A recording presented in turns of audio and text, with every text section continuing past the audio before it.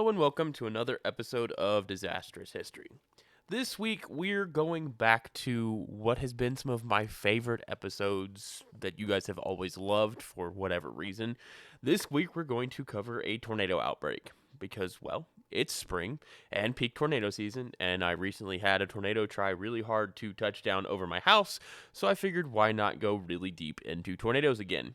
And because so far this year, it's been a wild tornado season. We have seen some crazy radar signatures, some incredibly strong tornadoes, and recently the last week has been absolutely wild. For future people who are listening to this later on, it would be May 6th to May 10th. A very wild sequence of tornadoes with an actual tri-state tornado. One tornado this past week went from Ohio through West Virginia into Pennsylvania, which, to be fair, is not that far, but it still was in 3 states at one point. So, yeah. Anyway, this week we are going to cover one of the weirdest tornado outbreaks in history. It was so weird that a book was written loosely about it that was then made into a movie that was even more loosely about it. That's right, we are going to cover the Night of the Twisters. Yes, it was an actual thing, but it was arguably way weirder than the movie. Now, you all know how much I love to explain how tornadoes form. We've done it several times. So we're going to go over it again in case anyone new is out there, because it's been over a year since our last tornado episode, which was the Joplin episode. And also because this particular tornado outbreak is going to take all the rules we take for granted and literally throw them out the window. So to start off here, let's talk about where tornadoes spawn from. For the most part, tornadoes form out of storms called supercells. They are those big towering thunderstorms that are so photogenic as they travel across the open plains and the Great Plains in Oklahoma and Texas and Kansas and Nebraska and so on. Those big towering thunderstorms are often called thunderheads because they vaguely look like an anvil and they're pretty cool looking and they make a lot of thunder. We're not a creative lot. The reason they look like that is that the supercells have a spinning center called a mesocyclone, which pushes the tops of the cloud high into the atmosphere. This spinning center is caused by wind shear. Wind shear is winds that are blowing in different directions as you travel up further in the atmosphere, which causes the air mass to begin to rotate. So basically, as you get higher in altitude in the atmosphere, the wind comes from different directions. The more change in direction you have as you go up, the higher the actual wind shear. Now, this wind shear creates the rotation in the center of the storm. So if you have been watching over the last week or so, again, May 6th to May 10th of 2024, especially in Oklahoma, there were a ton of actual thunderheads, mesocyclones, and they are those big, tall things that are slightly wider at the top, so they get skinny and then they widen out at the top, and those are giant rotating thunderstorms. Those are called mesocyclones. They're very photogenic, especially in Oklahoma, because there's no trees to block everything, and it makes it much easier to see. Now, all of that rotation is caused by the wind shear.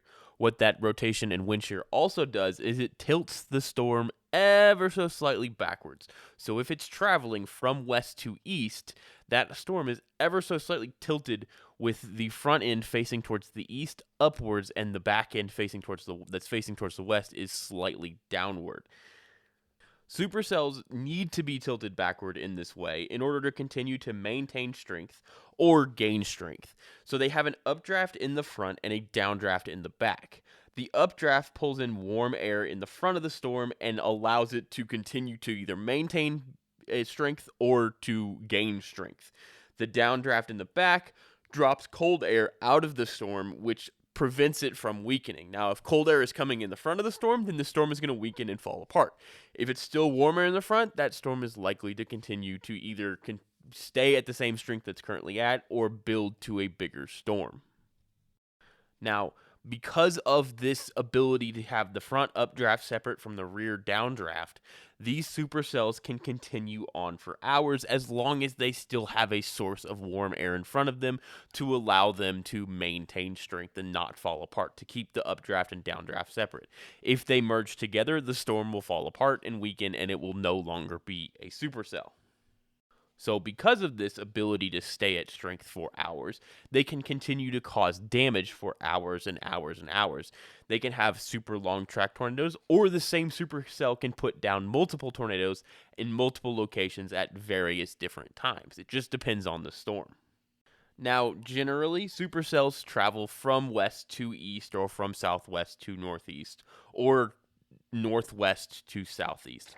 That is generally the direction they travel. They usually go from some form of west towards the east. And this is because the prevailing winds in the atmosphere generally move in a west to east fashion most of the time.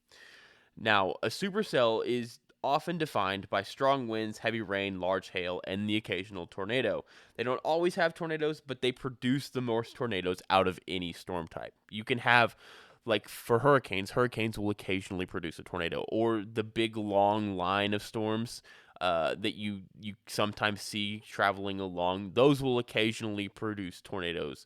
Not derechos. Derechos are different. Those are straight line winds, and they generally don't produce tornadoes just because they're moving so fast and it doesn't have time to begin that rotation. But most of those time, those isolated supercell tornadoes that look just kind of like a blob on the radar, those are the ones that produce the most tornadoes. So that's a supercell, but that doesn't explain how we get a tornado out of that supercell. How an actual tornado forms is a bit still of a mystery. We know a lot, but we don't know everything. It's very complicated and it's super duper sciencey, so I'm going to do my best to explain it in as plain of words as I can.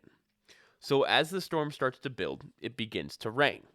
That rain cools some of the air in the spinning mesocyclone, that's the center of the storm, and drops it down towards the ground quickly. So that rain is cooling the air and dropping it down towards the ground, that spinning air down towards the ground. That is called the rear flank downdraft. It's in the back of the storm, hence rear flank. Important note, it's towards the ground, not on the ground. We are still high up in the actual storm here. So it begins to drop downward as it starts to rain. That rear flank cools off and it starts to drop towards the ground. So as that rotation hits the base of the storm, the base of the mesocyclone, it begins to pull in cool air from the rear flank downdraft as well as warm air from the updraft. This then begins to rotate around more of a center point. The updraft portion gets stronger and stronger, and the rear flank downdraft begins to focus the rotation on a smaller and smaller point on the ground, towards the ground. We're not at the ground yet, but it starts to narrow down almost like a funnel. Like as you go down the funnel, it gets more and more narrow. We're getting more and more narrow towards the ground. Now, while the updraft in the front is strengthening, this creates a low pressure area on the ground that starts to pull down the now rapidly spinning, narrowly defined cyclone towards the ground in a condensation funnel. This is a funnel cloud. It then descends towards the ground and becomes a tornado once it actually connects with the ground. And usually, heavy emphasis on usually, tornadoes produced in supercells tend to move in the same direction as the storm. Again, heavy emphasis on usually. So if the cell is moving northeast, so is the tornado. If the cell is moving east, so is the tornado. For instance, if it is traveling due east, the tornado may deviate in direction a couple hundred yards north or south, but not usually any more than that. The other thing is, the vast majority of tornadoes, different sources cite different numbers, but usually everyone agrees 98 to 99% of tornadoes spin counterclockwise in the northern hemisphere. But 1 to 2% of them spin anticyclonically or clockwise. But again, no matter who you talk to, anticyclonic tornadoes are incredibly rare. Now, to make this a little bit easier to understand, in about as simple of terms as I can explain it, imagine your left hand is cold air and your right hand is warm air. Between your hands, you have a lump of Play-Doh. That lump of Play-Doh is the actual storm itself. You begin to move your hands back and forth to spin the Play-Doh. Eventually, the Play-Doh will elongate and spin down towards the floor in a tornado-like shape. That is essentially how a tornado forms. It's a bit more complicated than that, but for basic understanding, that is essentially what is happening. Have the warm air is one hand, the cold air is another hand, the actual storm itself is the Play-Doh in between, and as they spin back and forth, it eventually descends the tornado to the ground and makes the tornado. The Play-Doh is the tornado. Now, technically, tornadoes can happen just about anywhere at almost any time. Back in 2021, there was an F4 tornado in Kentucky in the middle of December.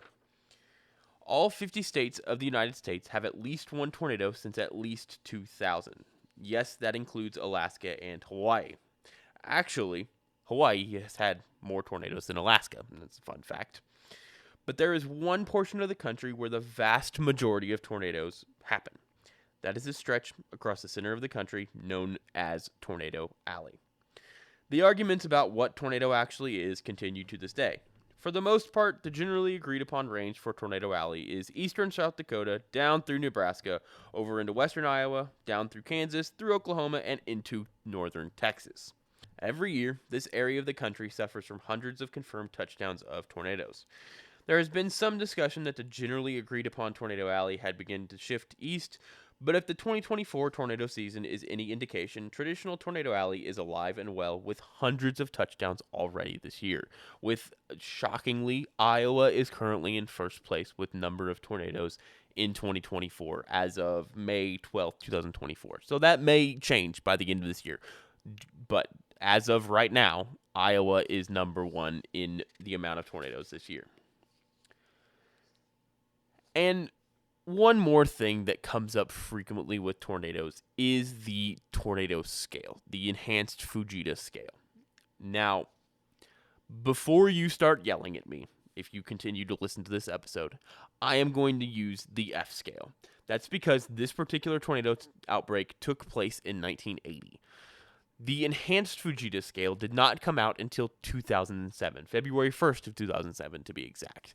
And I am not going to go back and reascribe ratings to tornadoes that I cannot possibly do because I wasn't there. And also, the guy that named the scale, that the scale is named after, was the one that did the ratings for these tornadoes, and I am not going to argue with him. May he rest in peace. But also, I'm not going to argue with Ted Fujita about tornado ratings. It's not what I'm going to do. So real quick, before we get too far into this, we need to have a discussion about the differences between the Fujita scale and the enhanced Fujita scale. The one thing that I need you to understand is that they are both based on damage observed after the actual tornado has happened. Neither one of them takes any indication from radar wind speeds. Absolute at all. Period. End of. There's a very big group of people that believe that the original Fujita scale was based on radar wind speeds and actual measured wind speeds. I don't know where that came from, but it is not true. Both scales are based on damage that occurred after the tornado, and that is it. There is nothing else that is taken into account. Any wind speed that is ascribed to a tornado is based on what the damage assessor has decided is the necessary wind speed to cause the highest damage that they observe in the path. For instance, if you have a house that is completely wiped off its foundation, it has been completely obliterated, disappeared, however, it was not anchored to its foundation, it will not get an EF5 rating, it will not get an F5 rating, because it is not anchored to the foundation. If the house is anchored to the foundation, then it will get an F5 rating or an EF5 rating. This is very controversial. It has been very controversial for several reasons.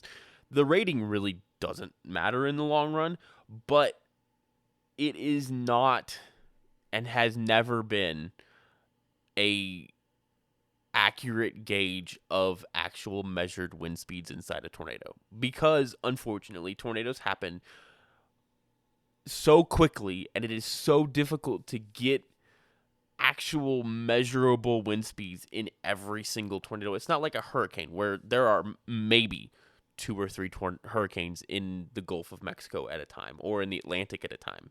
We can send hurricane hunters into a hurricane. That's fine. We can send airplanes into a hurricane.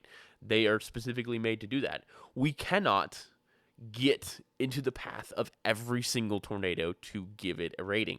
That is why the El Reno tornado in 2013 in Oklahoma that killed the Twistex storm chasers was given an EF3. It was 2.6 miles wide. Radar speed indicated that the wind speed was about 300 miles per hour. It should very easily have been an EF5. However, because it didn't hit anything that was built to the standard required for an EF5, it was labeled an EF3.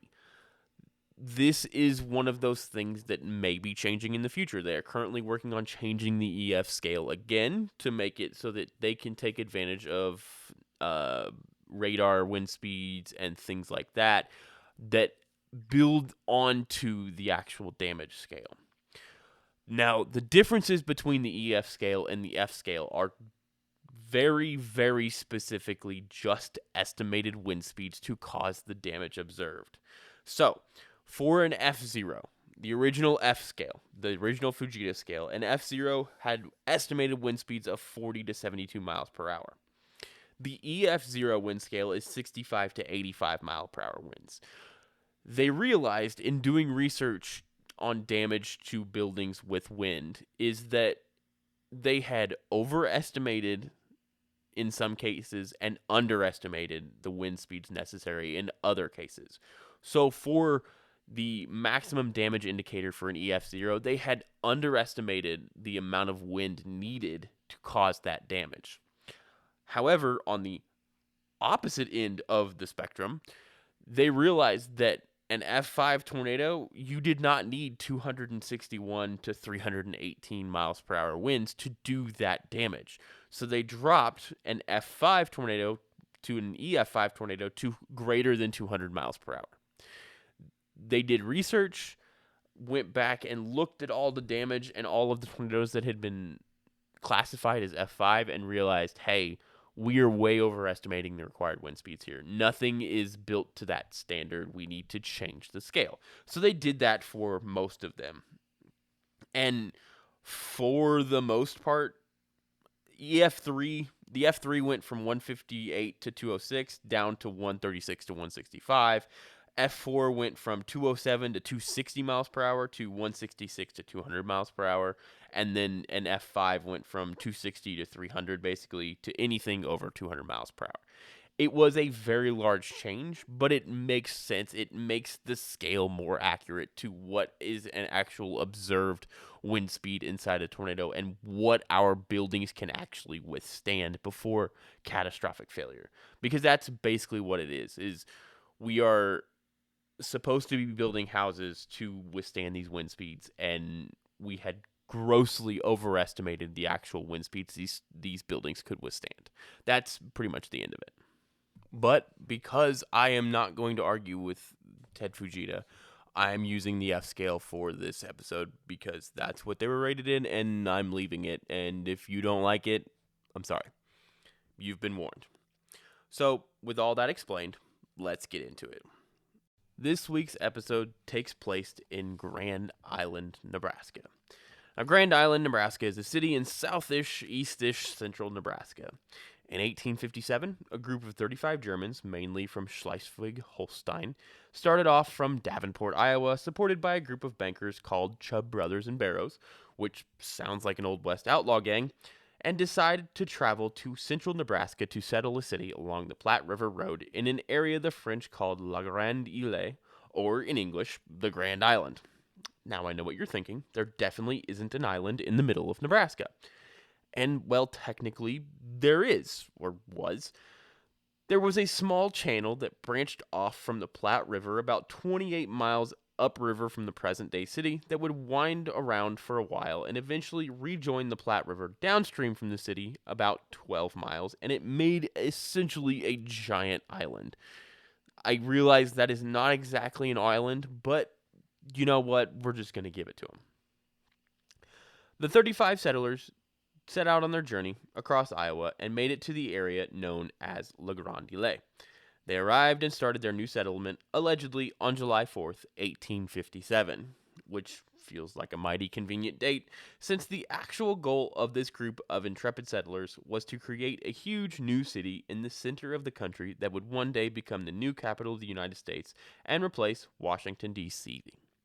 This is not a joke. That is what they wanted. I'm not kidding. They absolutely wanted Grand Island to become the capital of the United States and replace Washington, D.C. Dream big, I guess.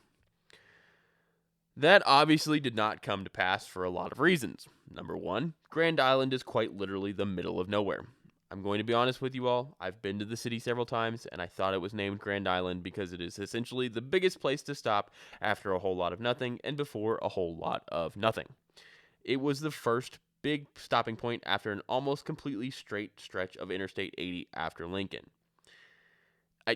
That's not an exaggeration either. It is a completely straight stretch of I-80 that goes from Lincoln, Nebraska to Grand Island. It is incredibly boring. It is incredibly flat. It is incredibly straight. And there is absolutely nothing to see besides cornfields. I cannot stress to you enough that I legitimately thought that Grand Island was called that because it was the only, and I'm putting city in quotations, city forever. Forever. The other reason that it didn't come to pass that Grand Island became the new capital of the United States is because there's nothing around Grand Island to actually attract anyone to come there. If you look at all the major cities in the Midwest and the Great Plains, there's a reason they are where they are. Chicago is at the base of Lake Michigan. St. Louis is at the confluence of the Mississippi and Missouri rivers. Omaha is on the Missouri River and is one of the places the railroad went through. Indianapolis is the confluence of several railroads as well as canals.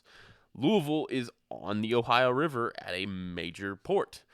There is a ton of reasons that all of these places are the big cities that they are. Grand Island is on the Platte River. The Platte River is not exactly very navigable as it's relatively shallow, big rivers considered. It's not even like Denver. Denver doesn't really make sense, except it's the last stop before trying to tackle the Rocky Mountains. It's flat at Denver, and then after that is mountains. Around Grand Island is flat land. It's flat land before Grand Island. It's flat land after Grand Island. There's no major resources there. It's farming, ranching, and that's pretty much it. It is 100% just nothing. So the first newspapers and schools and homes in Grand Island all were either in German or spoke primarily German and then some English because everyone there was German. All the settlers that started were German, so everybody was just German. Again, not a great place to try and immigrate to. Many households regularly spoke German at home right up until World War II, and then I can't imagine why they stopped. Now, Grand Island did end up growing into a decently large city. Union Pacific planned an extension of the railroad out to the city in 1866. This helped the town grow into a bustling small town of about 1,000 people and build a permanent railroad depot/hotel. Then in 1872, the town was actually incorporated and was officially named Grand Island. It had been regularly known as Grand Island Depot because that's basically all it was. But now it was an official town with a mayor and everything. The city began to slowly grow from there. They gained a firehouse and schools and churches. They opened a few factories in the area, and it prospered when the first transcontinental highway went through the city. During World War II, there were 2 POW camps in the area, both for Germans, and a factory that made munitions through World War II, Korea, and Vietnam. But unfortunately, Grand Island never grew to outmatch Washington, D.C., and it's still not the nation's capital. And from then, we get to June 2nd, 1980. This isn't technically part of the Night of the Twisters. However, it's important to note that there were approximately 16 tornadoes that occurred this day across Nebraska, Iowa, Indiana, Ohio, and Michigan. One tornado, an F3 near Crawfordsville, Indiana, touched down and killed one individual and injured several more. Fun fact, that is near where I grew up. The actual Night of the Twisters was part of a wider outbreak of tornadoes that happened across 2 days. So this was a 2-day event. There was 16 tornadoes the first day on June 2nd, which caused widespread damage across a large portion of the Midwest. And then the actual event that we're going to talk about in depth was the second night of the outbreak, June 3rd, 1980. Now, that June day back in 1980 started out just about as any other June day in Nebraska. Warm, about 70 degrees at about 6 a.m., muggy, relative humidity about 76% with a dew point of 62. One of those mornings where you walk out and it's like, it's still a little chilly from the night before, but you can feel in the air it's going to get hot during the day. And you walk outside your front door like 7 a.m. and you already feel like you have like a film of sweat on you, and you didn't really do anything. It just kind of, you walk out into what feels like a swimming pool, and it's just kind of gross. And you get that almost ominous feeling of maybe there's going to be some storms later. You can feel the energy in the air as it starts to build, and like you can hear the bugs in the background. When you live in the Midwest long enough, you have one of those kind of sixth sense. You start to read like your body kind of attunes to the weather around you. You start to get that feeling of, oh, we may have some storms later. We may have some rain later, stuff like that. I've lived in the Midwest my whole life, and you can really feel it when it's coming. Like, I mean, for me, it's my knees. My knees start to hurt. You'll hear people all over the time saying, "Oh, my knee hurts. Oh, my shoulder hurts. Oh, my elbow hurts." Things like that. It's one of those things that it doesn't really make sense, but you just kind of, you get that feeling of, oh, I need to make sure I keep an eye out today. Now, as the day went on, June 3rd, 1980, it got hot. 83 degrees with a dew point that high, with a relative humidity that high, is going to be oppressive. It's going to feel gross. It's going to feel like you're swimming through the air almost. One of those days you just want to sit inside in the air conditioning and just not be outside at all. And it's one of those days where you're gonna have that, oh, I need to be on the lookout. There's likely some clouds that start to form off in the west or northwest, and you can kind of just feel the oppression in the air and the energy of what that storm is going to feed on later in the evening. And that feeling that you get, especially when storms are about to happen, is accurate to how it actually happens. Now, that warm, moist air that you feel down on the surface on those days where it feels like it's going to storm is the actual fuel for the storm that is going to happen or is likely going to happen. Now, what was happening over central Nebraska on June 3rd, 1980 was there was a cap sitting over that area. Now, a cap is warm, dry air up in the atmosphere. In order for storms to form, that warm, moist air at ground level has to rise up and then condense. That moisture in the air has to condense. But in order to condense, it has to move into cooler air above. So if you have warm, moist air on the ground and it starts to rise because warm air rises, and it hits a warm, dry air mass higher in the atmosphere, it can't condense. It sits there because it has to be cooler. That cap kills all storm growth. Now, as the day goes on and that warm, moist air from the ground continues to rise up and rise up and rise up, that moisture in the air slowly cools that cap, and it slowly erodes it. And eventually, potentially throughout the day, that cap will break. Now, if that cap breaks, then you have free reign for storms to develop. Now, because the day got so warm, up to 83, and it was a very moist day, it was able to break the cap in central Nebraska by the evening time and start to build supercell thunderstorms. Sometime on the afternoon of June 3rd, 1980, that cap over central Nebraska and Grand Island broke. And around 7 to 8 p.m., a supercell thunderstorm, a massive supercell thunderstorm, formed just north of Grand Island.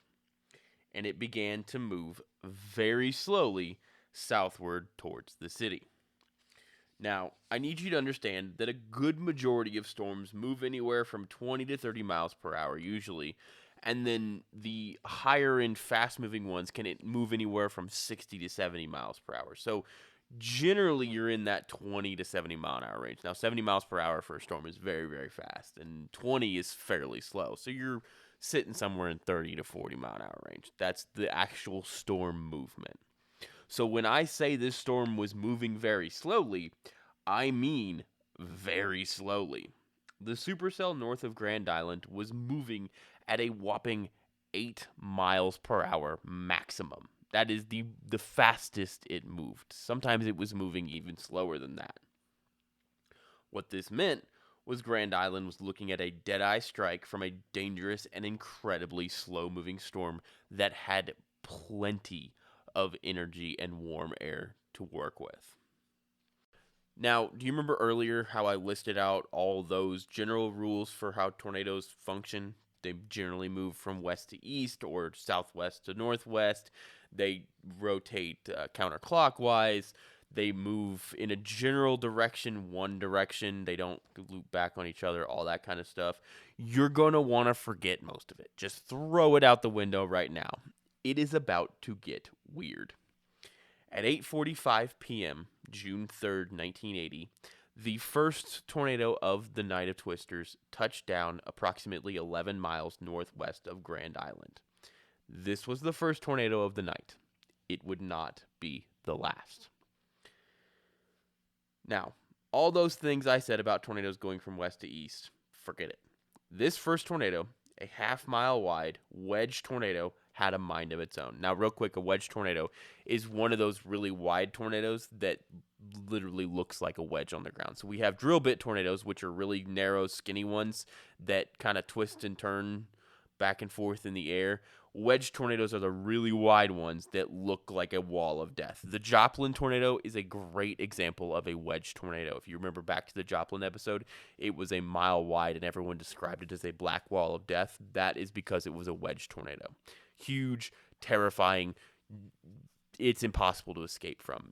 A lot of tornadoes are the drill bit tornadoes, the narrow, skinny ones that have the really defined path. There's, 40, 50 yards wide. Those are drill bit tornadoes. Wedge tornadoes are the ones that are usually the terrifying walls of death and destruction coming at you. So initially, this tornado started out traveling to the southeast.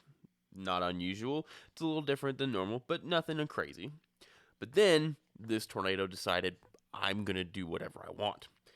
It hooked hard left towards the northeast, stopped, looped back towards the west, then continued south in a big arcing loop before turning east, before coming to a hard stop, doing another tiny loop back on itself, and going south again. Are you with me so far? A half-mile wide tornado just did a loop-de-loop. It went around, and it looped back on itself, and then it looped back on itself again. And partway through the second loop, it hit F2 strength. After this second loop, the tornado headed due south straight towards Grand Island. And then, all of a sudden, it made a hard left turn to the east before stopping in its tracks and looping again. Except this time it wouldn't go south, it went west, which you'll note is absolutely backwards from the way it should be going. It would travel west for about a mile before deciding, never mind, time to make a big loop back towards the east. Now I want to pause for a moment and acknowledge what has happened. This is an F2 tornado. It has now completely stopped and changed directions multiple times. It has come to a full stop and spun around 3 times.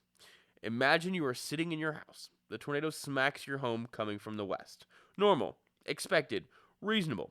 It's awful. This is a strong tornado. An F2 is considered a strong tornado. Real quick.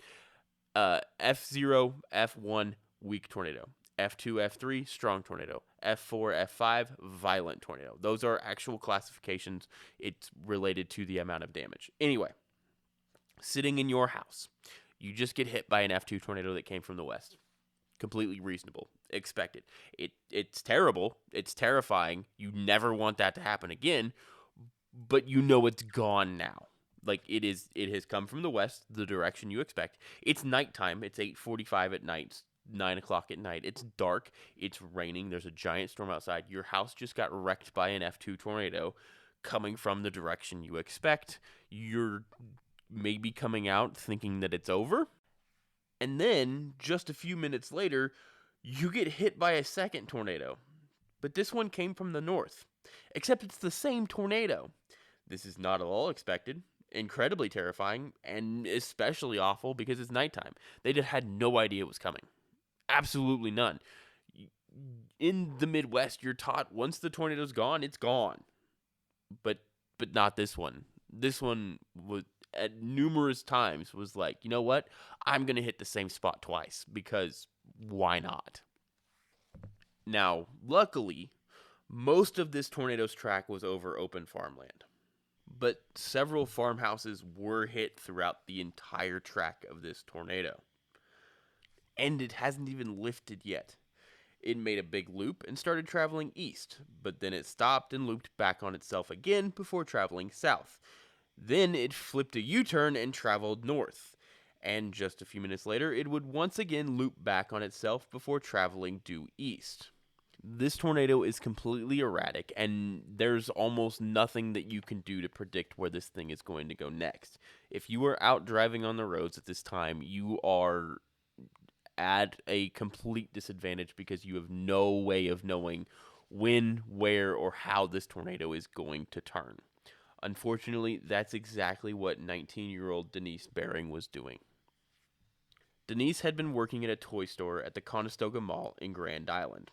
At 8:45 p.m., when the first tornado sirens went off in town, the store closed and she was sent home to find shelter. Her parents were at a birthday party for a relative northwest of town.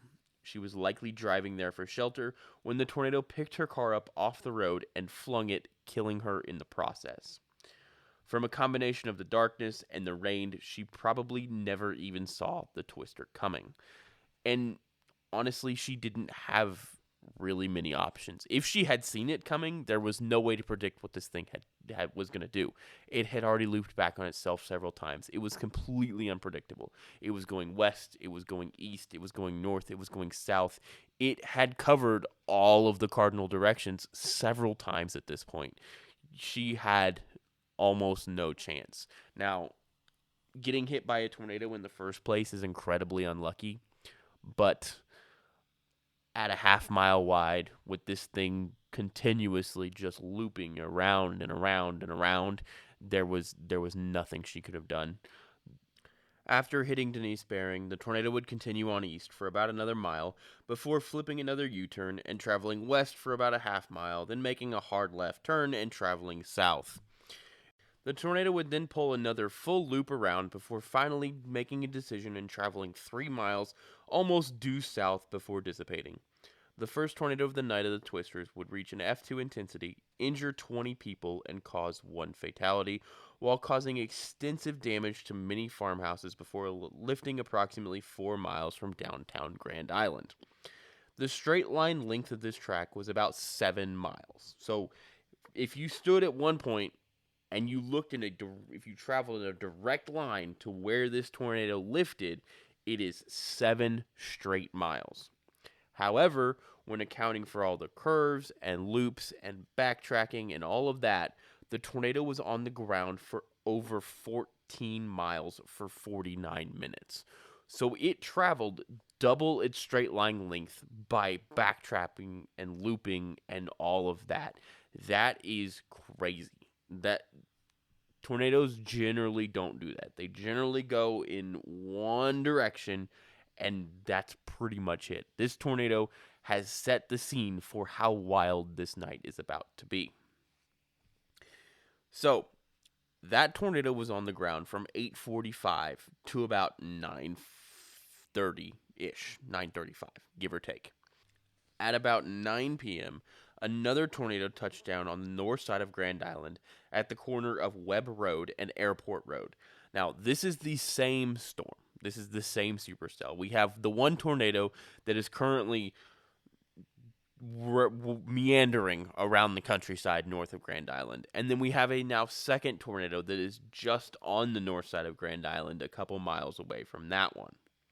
This tornado was incredibly short-lived. lasting all of 12 minutes. It traveled due north before hooking sharply to the left and dissipating. But this tornado is interesting for a specific reason. It was anticyclonic, meaning it spun clockwise. It was spinning the opposite direction of what tornadoes are supposed to in the northern hemisphere. That makes it weird. Now, this one did barely any damage and was a weak F1 in the end. But again, we have two tornadoes on the ground at the same time from 9 o'clock to basically 9:12.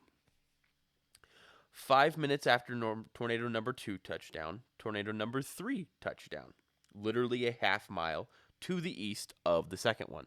So at 9:05 p.m., we have the tornado way north of Grand Island, about 5 or 6 miles north of Grand Island, making its loops all over and dancing all over north of Grand Island. We have an anticyclonic tornado on the north side of Grand Island that's doing its thing. Now we have a third tornado on the ground, a literal half mile east of that one. Again, this tornado was also anticyclonic. One anticyclonic tornado in an outbreak is weird. Two is incredible. The tornado began to track north, running parallel along with the tornado to its west, before arcing to the east and traveling south. This entire way, so traveling in north and then through its arc, it was an F0 rating. And then it entered town. Now, this is one of those things where, was it an F0 because it wasn't hitting anything because all it had was open farmland? Or did it happen to strengthen at the wrong time and entered town and just became this terrifying tornado and gathered much strength? That we don't know. We don't have a good way to tell. Because when this tornado entered town, it began causing immense damage to homes and buildings near the VA hospital on the north side of Grand Island.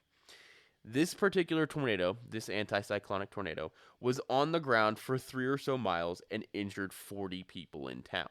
Now, what's weird about this one is usually anticyclonic tornadoes are not very strong and are relatively short-lived. Now, this particular tornado was relatively short-lived. It was only on the ground for, 15 or 20 minutes, but it caused immense damage. Usually, anticyclonic tornadoes never hit above F1. And this one hit an F3 level.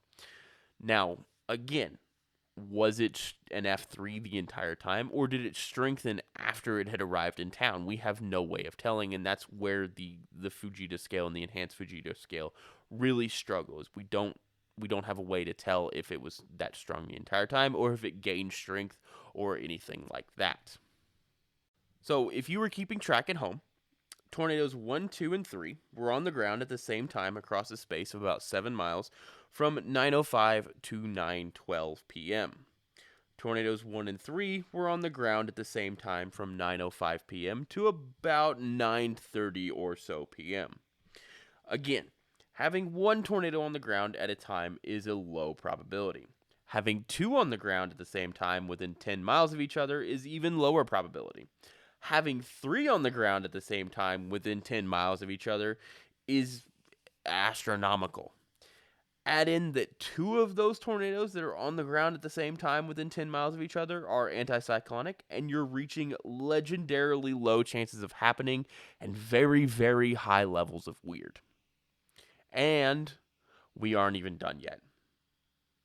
The first tornado would be the last tornado of the first set to lift at 9:34. Grand Island would then get a 12-minute break, where there were no tornadoes on the ground.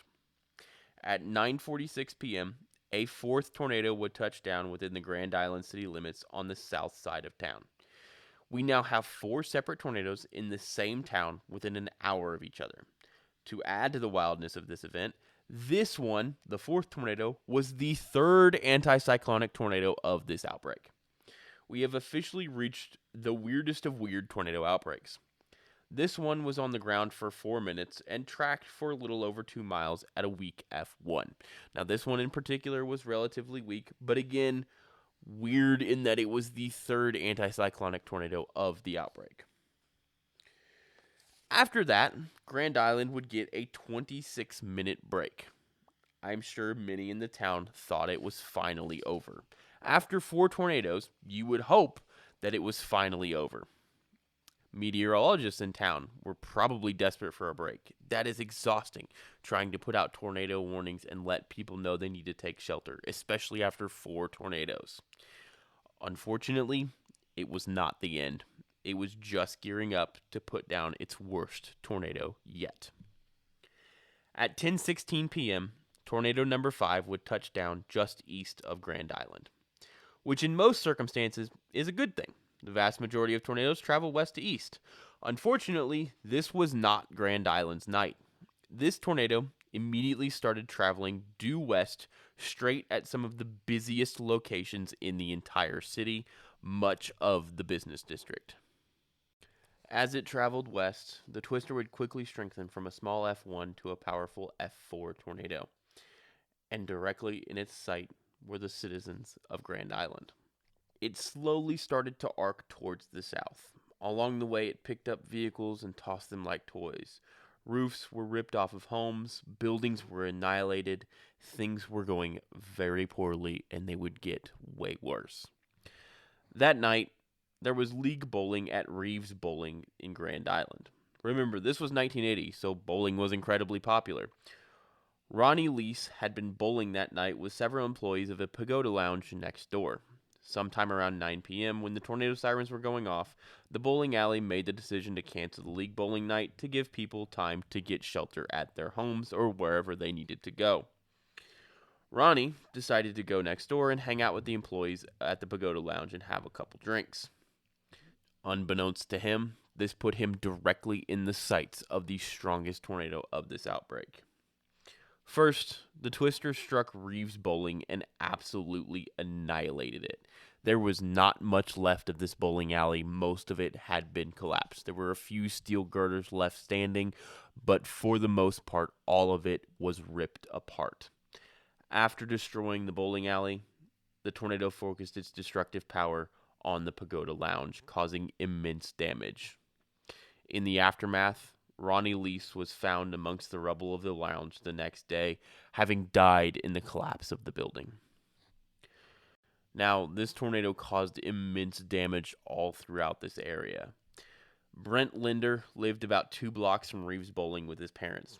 He was 13 years old and had a pretty good idea of what was happening, that the storm was catastrophic, and he described the water coming from the sky like a waterfall. He remembers it being really windy and there being damage everywhere. But the real thing that he remembers was that his dad, in the midst of this 5th tornado of the night, was up on the roof of their house, in the middle of it, tacking shingles back down to make sure they didn't blow off. Now, many houses in this area lost their entire roofs.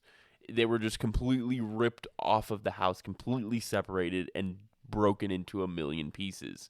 Meanwhile, this Midwest dad, cares so much for his roof. He is up there in the middle of this storm, making sure he doesn't lose any shingles. Because this is Nebraska. This is the Midwest. And we're not losing shingles to a tornado if we don't have to.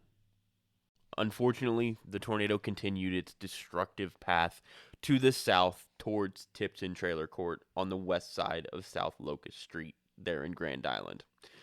Now, everyone always likes to make jokes that tornadoes love trailer parks. If you know the movie Cars, you know Tow Mater makes a joke that he's happier than a tornado in a trailer park. And there's a reason for all of those jokes. It's because single wides and double wide trailers are arguably the most dangerous place to be in a tornado. You could make an argument for cars, you could make an argument for under overpasses, but I'm here to tell you I think that mobile homes take the cake by far. And the reason is that they're not anchored to the ground at all. In fact, the only thing obstructing wind under most mobile homes is incredibly flimsy fencing, with the home sitting on top of concrete blocks. Mobile homes are also made of incredibly light material. The combination of these two things mean they are incredibly easy to pick up, toss, and annihilate by not very strong tornadoes. Like, if you're in a car and you get hit by an F2, you're probably going to have a bad time, but you might survive.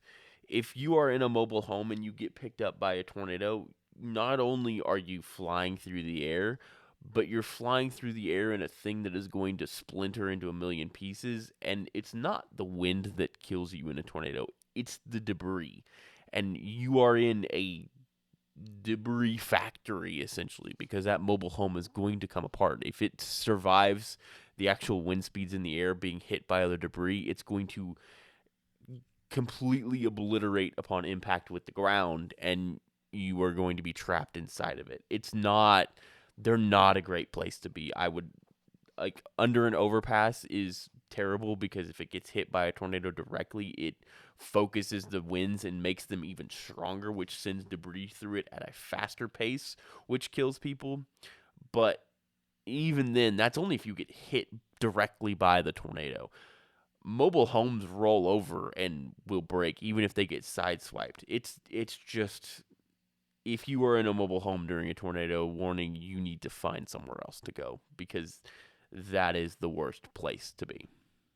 They are incredibly easy to destroy, even by not very strong tornadoes. Unfortunately, this was a very strong tornado.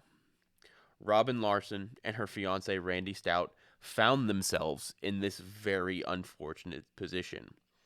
Now, it is nighttime. It is dark. There is a bunch of rain. This tornado was likely rain wrapped, and it's already hard to see because it's nighttime. Tornadoes are black. Nighttime is black. They're impossible to see without lightning. They may have had no idea this tornado was bearing down on them. Unfortunately, the twisting wall of death made a direct impact on their mobile home where the two of them were sitting. It very quickly obliterated their mobile home, picked them both up, and launched them flying through the air. Randy would land nearby with severe injuries that would keep him hospitalized for several days, but would survive. Robin would not be so lucky. The next day, she was found in the remains of a Dairy Queen several hundred yards from her house, dead. Robin was buried on the day that her and Randy had set to be married. But unfortunately, the tornado was still not done. It continued along South Locust Street almost due south. The entire way it annihilated homes, wrapped a steel trailer around a sign for a local steakhouse, collapsed various buildings, turned cars and trucks into crumpled balls of barely recognizable steel, and basically annihilated the entire east side of Grand Island. At the time, driving down South Local Street was Danny Davenport and his fiancee, Christy Swanson. Realizing this monster was coming right at them, Danny attempted to take shelter under the Regal 8 motel awning, with almost no time to escape anywhere else, and the tornado very quickly bearing down on them. Unfortunately, this was not a safe place to take shelter. The tornado began to pick their car up and swing it around. Immediately realizing they were in grave danger, Danny went to protect Christy with his body. As the car was being picked up and flying through the air, a steel beam went through their car and hit him in the back of the head as he was using his body to shield Christie's. He succeeded in saving Christie's life, but Danny Davenport would die a few days later from injuries suffered during the tornado. The Twister would continue traveling southeast near South Locust Avenue. It began to move into a more residential area and was ripping apart home after home after home. Charles Johnson and his wife were in their home. They had to figure out something in some way to shelter from the oncoming wall of death that, unbeknownst to them, had already taken 4 lives. Now, Charles sent his wife to an interior bathroom, but unfortunately he also could not fit in the bathroom with her. So he decided to shelter on the floor of the bedroom, pressed up against the wall, just a few feet away from his wife. Not long after they had taken shelter, their home took a direct hit from the tornado, and Charles would lose his wife just a few feet away from where his wife would live. Not long after striking the Johnsons' home, the tornado would lift. This tornado would end up being rated an F4, taking the lives of 4 people, injuring 110 and causing $200 million in damage. For reference, $200 million is $758 million today. After that, at 10:25 p.m., tornado number 6 touched down southeast of Grand Island. It initially traveled southwest for a while before hooking southeast. It was primarily over farmland, but still caused 18 injuries and an additional $2.5 million worth of damage. This tornado was given an F2 rating. And then finally, the seventh tornado, yes, 7 tornadoes in the same city, touched down south of Grand Island. This one was almost entirely over farmland in an incredibly twisty track that it had it create 3 loops, one of which actually looped back through a loop it had already looped through. So it looped and then went up a little bit and then went back through that same loop. So it hit the same area 3 times. Just that, again, weirdest tornado outbreak of all time. This tornado would end up being on the ground for 45 minutes and cover 13 total miles and earn an F1 rating. In total, across all 7 tornadoes, 475 homes and 49 businesses were completely destroyed. 440 homes and 23 businesses sustained major damage. Now, that's a huge chunk of Grand Island at the time. Like, that is at least 50% of the city that was majorly destroyed in these 7 tornadoes. All 7 tornadoes would cause over $285 million, or just over $1 billion today in damage. But let's put that damage into perspective. Like all of those destroyed homes, let's put that into perspective. So this was 1980. Newspapers were still a thing that were delivered in the morning by teenagers on bikes running their paper routes for extra money during the week. The local newspaper, the Grand Island Independent, traveled to York, Nebraska to print a special edition. The problem was, many of the homes that got daily newspapers no longer existed. Newspaper carrier Amy Sherman had every one of the 88 homes on her daily paper route completely wiped off the map. Andy Porter, who had a route of 53 houses, had 2 houses left to deliver to. Brad Jakubowski had 2 houses left out of 39. Carrie Becker had 8 houses out of 51. The sheer scale of destruction is hard to describe. Homes in the path of especially the F4 tornado were completely obliterated. If there was anything left standing, it was interior walls. The homes on the exterior of the tornado path had their roofs completely removed. The damage was incredible. If you look at overhead views of Grand Island after this tornado, especially along South Locust Avenue, there's nothing left. There is debris everywhere, but there are barely any standing walls that you can visibly see. There are a couple homes that are in the actual track where like 1 or 2 interior walls are still standing, but that's it. It's just a mound of debris that is completely strewn across a 2-3 mile stretch. You can't see anything that is recognizable at all. You can't see the street because there's so much wood and debris and all of that that's just covering the entire path. And there's cars that are sitting in the middle of where houses were. There are vehicles that are upside down. There are vehicles you can't even tell that the only reason you can tell it's a vehicle is because you can see the tires on it.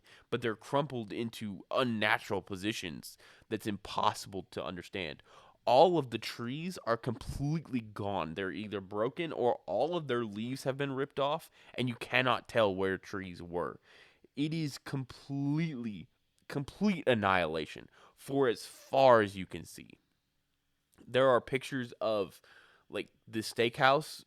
It is a steel beam trailer that is completely wrapped around this sign, and not just kind of loosely wrapped around it. The back and the front of the trailer are touching around a beam. That's how when I say wrapped around a beam, I mean the front of the trailer and the back of the trailer are now touching. That's crazy. That is immense power and immense destruction. And it was all of Grand Island that was like this, because much of the city was damaged, at least in some fashion.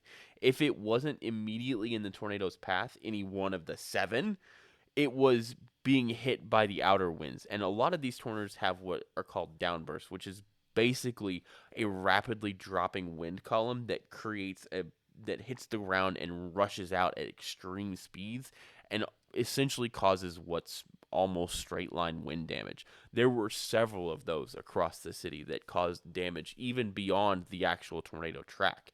And these tornadoes were quarter mile, half mile wide. So these are already causing a ton of damage across a wide area, in addition to the extra wind damage on the exterior of the tornado. This is the sheer scale of damage was incredible, and it very quickly was the next morning it became obvious that this was going to be a huge deal and a huge problem. Thankfully, Nebraska's state government and the U.S. government at the time reacted very quickly to this. President Jimmy Carter very quickly declared a disaster zone for the Grand Island area and got federal funds in to help with recovery, cleanup, and rebuild. And it actually worked. Grand Island is a fairly decent, bustling city at this point. It's not a giant city, but it's the fifth most populous city in Nebraska, which again isn't saying much. The third most populous city in Nebraska is a town of 55,000. So it's not a huge city, but it's not wiped off the map. It did rebuild. In fact, many people in Grand Island would live inside FEMA-provided trailers for the better part of a year while they waited for their homes to be rebuilt. But many of them did actually rebuild this particular area. They didn't leave. This was all they knew. They knew Grand Island. They knew Nebraska. They didn't want to be anywhere else, so they rebuilt the city. Ted Fujita, the guy that named the Fujita scale, it's named after him, actually was the one that helped evaluate and rate the Grand Island tornadoes, which is a huge deal. And it also helped him to understand the wide range of how tornadoes could act, because these tornadoes were so incredibly weird in how they acted in their different paths.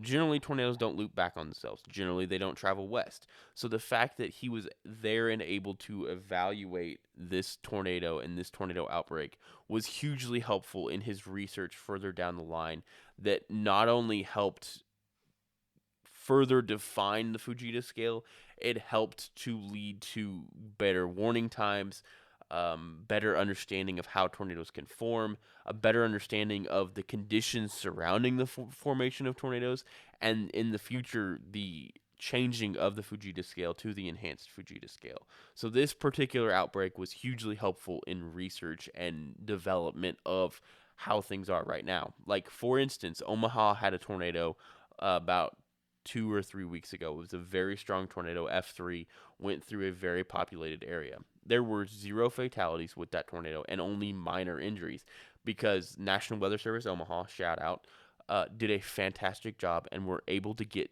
an average warning time of 20 minutes. Back in 1980, you got 2 minutes, 3 minutes tops.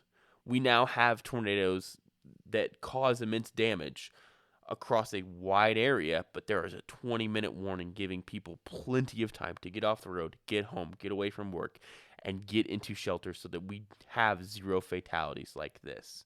We don't have recreations of 1980. That's just incredible. There were at least 100 tornadoes over the last week from May 6th to May 10th, and we had, I believe, 4 fatalities off the top of my head. That is incredible. Across all those states, there were only 4 fatalities. And there were some strong tornadoes. So this particular outbreak helped to define and create better situations and a better response time for what we are going through now, the outbreaks that we are going through now. One of the incredible things about this particular tornado outbreak is the evidence of the tornadoes is still there in the town of Grand Island if you know where to look. And this is one of my favorite things I've ever come across while researching disasters. You see, all of those destroyed homes caused a ton of debris. It was everywhere, all over Grand Island. And because Grand Island is out in the middle of nowhere, getting rid of the debris is a massive project in and of itself. You have to have somewhere to put all of that destroyed wood, all of that destroyed lumber, all of the insulation, the walls, the drywall, the trees, all of that. You have to have somewhere to put it. The destroyed cars. So what they did was they took all the debris and made a giant pile in town. They just made a giant pile. And then they covered that giant pile with dirt and made it a giant hill. And then they named that hill Tornado Hill. And it still exists. Tornado Hill is in a park in the west end of Ryder Park in Grand Island on the west end of the city. It is a very popular spot in the winter for children and families to go gather and sled during the wintertime. And it's probably one of my favorite memorials for an actual a disaster like this, because it's not just like a solemn remembrance of the people that lost their lives in this disaster. It is taking the worst of what nature can throw at us, the weirdest of what nature can throw at us, building it and making it into a place where future children and families can have fun and make memories and have a good thing come out of this terrible disaster. And that's what Grand Island did. They turned all of their destroyed lives, all of their destroyed homes, all of that, and they made it a place of not only remembrance, but fun and enjoyment, and made it a good thing for the future people that lived there. And I think that's incredible. I just want you all to know before I end this that this entire time I recorded this particular episode, there was thunder going off outside that was actually shaking my house. So it was very fitting to sit and talk about tornadoes with you all while I'm sitting in the middle of a thunderstorm. It's very cool. This is my 50th episode. That is crazy. I didn't realize it until just now, actually, that this is my 50th episode. But this is the 50th episode. So if you have made it 50 episodes with me, thank you so much. You guys are awesome. I appreciate you all. Yeah, that's the end of this week's episode. I hope you all enjoyed it. Go visit Grand Island. Go see Tornado Hill. Go visit Nebraska. It's great here. Shout out to Nebraska. Anyway. That's the end of this week's episode. I hope you all enjoyed it. As always, you can follow me on social media. Disastrous History everywhere, spelled Disastrous History, except for Twitter, which is disastrous and then history without the vowels. I have a Patreon. It's patreon.com/disastrous history. Disastrous History is spelled correctly. I have some extra episodes up there. I have a couple ideas for some extra content to put on there. I'm going to talk about just some various disaster things. I may do some interviews with some people that I know that work in the industry. So if you are interested, let me know. I appreciate you all. Here's to 50 episodes and hopefully 50 more. As always, stay safe and remember to check your smoke detector batteries.